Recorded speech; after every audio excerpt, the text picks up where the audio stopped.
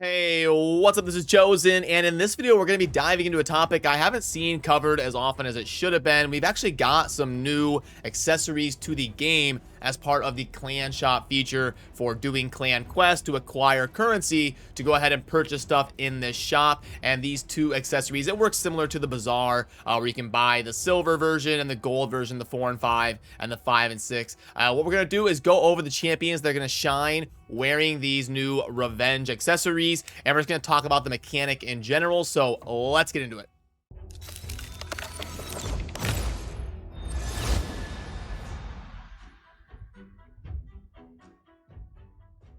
Alrighty, so I'm pretty sure all of you know this, but for those of you that are new, to find this, you just go under the clan tab, and then you click under the clan shop on the left side, and it will bring up the page here where you can spend the currency that you have earned from doing the clan quests. Under this tab here, you can go through the basic, expert, elite. I could talk about this ad nauseum as part of a different video, but the main gist is you're going to want to be working with your clan to complete these quests so you can earn the currency to dive into the clan shop. But don't be greedy, don't take all of the quests that people are wanting. You're going to want to work with your team and be a good player and kind of have a good mixture of letting other people accept quests as well, because unfortunately the way Plarium has set this up, we all have to kind of fight with each other and scavenge with each other to get this currency instead of working as a team.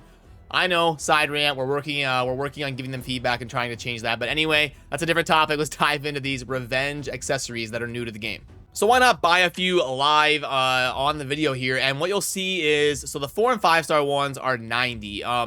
I wouldn't really spend on those. Like, I'll buy one or two here. I would try to prioritize buying the 5 and 6 star ones here for sure, because buying, so these limit out at 10. Buying the full stack of 10 is going to it's going to cost you 900 of this clan gold here, and I would prioritize maxing this one out. So let's go ahead and do this for the video here.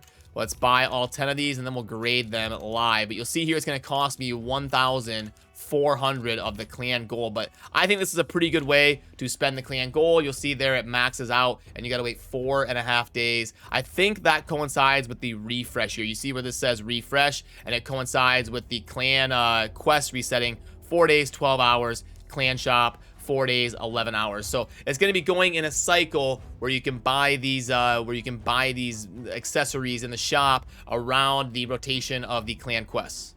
So I know for me personally, I would probably prioritize making sure I can buy all 10 of these accessories every clan quest rotation, and then probably try to scoop up the core hammers a little bit later when your clan is level 17. Now, our clan is currently only level 7. It's going to take a very long time to get to level 17 where those core hammers are going to be available. So right now I would say probably make sure you can max out these, and then after that you can either think about buying the energy or the accessories. Unfortunately, there is no there is no rank and rarity charms, but you do get the rank charms, which are very impactful. So worth scooping up those rank charms as well. I would prioritize the rank charms over the chest plate. So I would rank these probably the gold accessories and the rank charm tied for number 1. Those are both the priority to me. Core hammers and energy and other accessories in tier 2. Right after that would be the next 3. So those 5 things I'd say would be the priority for me in the clan shop.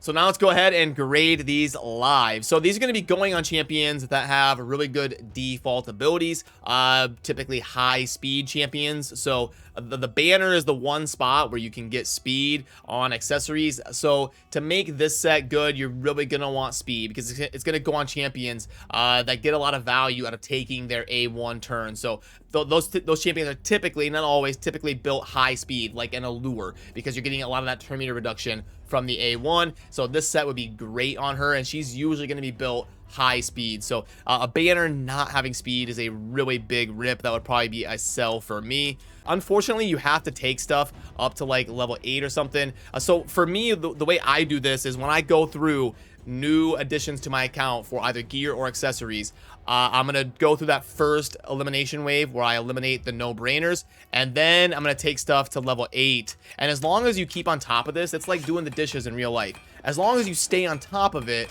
and do it daily, it doesn't snowball and get out of control, but it is kind of annoying to have to stay on top of it. So you can see here, this is worth taking to 12 because it did hit accuracy, but unfortunately it hit attack next. So I need to see what it hits at 12 to know if it's worth it or not. And then right here, it actually, that's worth keeping. It did hit accuracy and res, and it only wasted one of the rolls there. So that one is worth it. Let's take this one to 8 and see how it goes. The reason you want to start with level 8 is because if it hits HP, the flat HP twice, you would just kind of rip it. See, there it is. So that's worth taking to 12 again. So we'll take this to 12, and then if it hits like defense percent or HP, I might YOLO this on the next CVC. Look at that. That's worth it because it's a 6-star of a rare accessory specialized set. So it's worth it, being how it rolled. If that thing hits speed at 16 and I can glyph that thing up to 11, 12 speed, that would be a pretty solid counterattack banner. So I'm not going to show you every single one and bore you with that process going through all of these, but that's kind of the thought process I'm going through. I want to add new accessories to my account and make sure all of them roll so I know kind of how they're going to be going. Because see here off camera, I was rolling other things, and the resistance one that I said was worth a roll in case it goes like double or triple speed. You can see here it missed speed the first 2 rolls, so I would just go ahead and cut that one loose right away. I took it up to 8 or 9 and saw that it wasn't going well, and then we'll just cut it loose. But on the flip side, look how this banner rolled. It did hit the double speed and the HP. So just a few quick examples of how rolling these things can be super important in terms of what ones you should be keeping.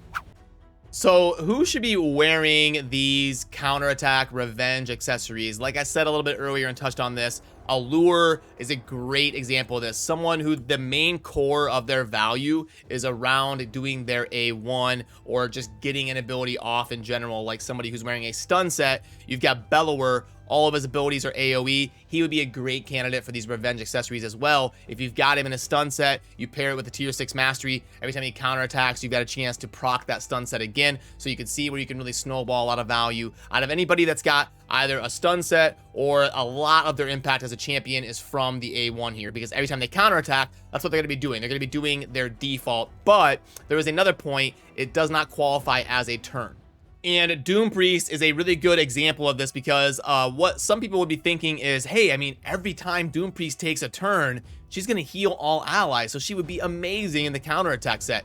It actually doesn't count as a turn when someone takes a counterattack from the mastery or the new accessories that are now in the game. So what Doom Priest is going to do when wearing these accessories and it procs, she's just going to run up and attack one enemy and then place a crit rate buff on a random ally for 2 turns, which could be useful, but very rare and definitely not part of the insane value here of the passive. That's only going to happen when she actually takes a turn. So an effect like that will not proc from the revenge accessories. But on the flip side, a passive can still proc from it if you've got a situation here with Verask where it says heal all allies by 10% of his max HP when he inflicts a critical hit. So if he procs the revenge accessory effect and does his A1 default attack as a counterattack, as long as he does this default ability and it is critical, then he will actually proc the passive ability here. So I hope that makes sense. Doom Priest, the heal is not from not from hitting something, it's from taking a turn. But with Verask, the passive is procking off of him getting a critical hit, which he would do if you have him crit capped and the ability of the revenge accessory procs.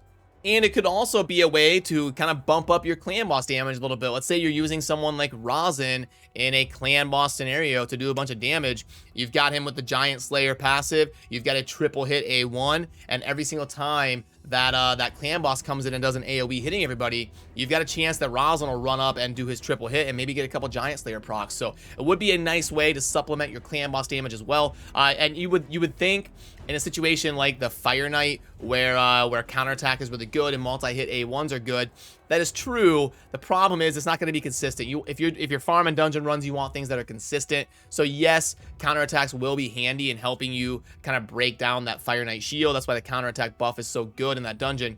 but you can count on the buff. You can build around the buff. You can't count on like a 5, 10, 15% chance of an accessory getting procs, even though it will technically help you in a scenario like the Fire Knight. So as always, let me know your thoughts down below on not only this set, but if you're going to be buying them and what your method is in the shop. I really enjoy the community input as well, and also so people can go through and read what other people are saying, not just me, and get multiple perspectives. So if you take the time to share your input below, I would really appreciate that. And yeah, as always, thank you for watching. Have a good rest of your day. Peace.